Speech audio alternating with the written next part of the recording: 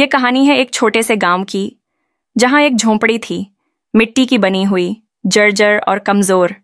लेकिन उस झोंपड़ी में रहती थी एक औरत जिसका दिल सोने से भी ज्यादा कीमती था। उस औरत का नाम था अम्मा जुलेखा और उसकी एक छोटी सी बेटी थी, गुड़िया।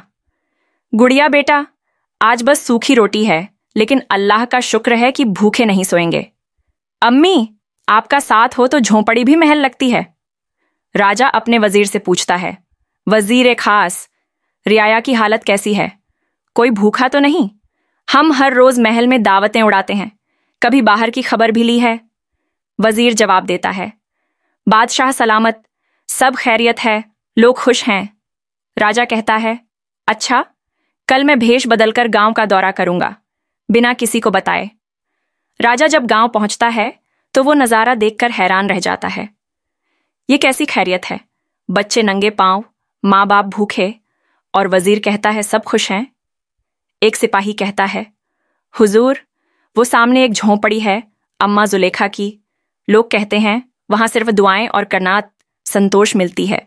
राजा कहता है, ले चलो मुझे वहां। सलाम अम्मा, मैं एक मुसाफिर हूं, भूखा हूं। अम्मा मुस्कुराकर जवाब देती है, बेटा, मेरे पास कुछ खास नहीं है, मगर आ जाओ, एक रोटी और बेटी की मुस्कान तो है। गुड़िया रोटी लाते हुए बोलती है, अम्मी, ये आखिरी टुकड़ा है, लेकिन अगर अल्लाह ने इस बंदे को भेजा है तो ये उसका हिस्सा होगा। राजा की आंखें नम हो जाती हैं। अम्मा, तुम्हें क्या पता, तुमने एक बादशाह को सबक सिखा दिया है। तुम्हारी झोंपड़ी ने मेरी आंखें खोल दी हैं। राजा महल लौट कर कहता है, कल रात मैं जिस झोंपड़ी में गया, वही मेरे लिए सबसे कीमती महल था।